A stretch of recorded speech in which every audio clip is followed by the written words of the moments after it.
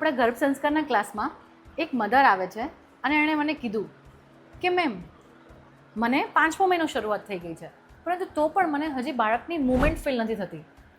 તો સૌથી પહેલાં તો આમાં ટેન્શન લેવાની કોઈ પણ જરૂરત નથી, કારણ કે બાળકની મૂવમેન્ટ પ્રેગ્નન્સીના 18થી 22મા અઠવાડિયા દરમિયાન ક્યારે પણ થઈ શકે છે.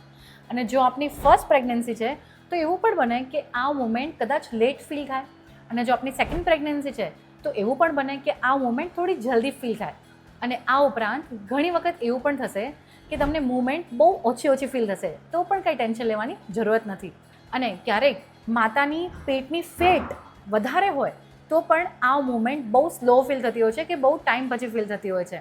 અને પ્રેગ્નન્સીના અમુક અઠવાડિયા દરમિયાન તમારા ગાયનેક ડૉક્ટર પણ તમને આ મૂવમેન્ટ ગણતરી કરવાનું, એને કાઉન્ટ કરવાનું કહેશે.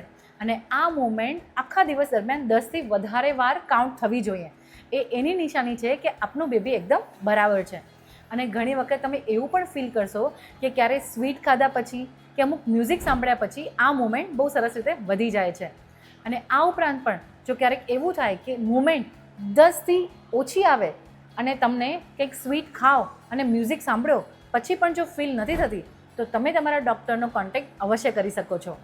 અને જો આપ અમારા આ તથાસ્તુ ગર્ભ સંસ્કારના વર્કશોપમાં 9 મહિના દરમિયાન જોડાઈને તમારી પ્રેગ્નન્સી પ્લાનિંગને ખૂબ જ બ્યુટિફુલ બનાવવા ઈચ્છો છો તો કમેન્ટ કરો તથાસ્તુ, તો અમે આપને અમારી ગર્ભ સંસ્કારની ડિટેલ્સ મોકલાવીશું.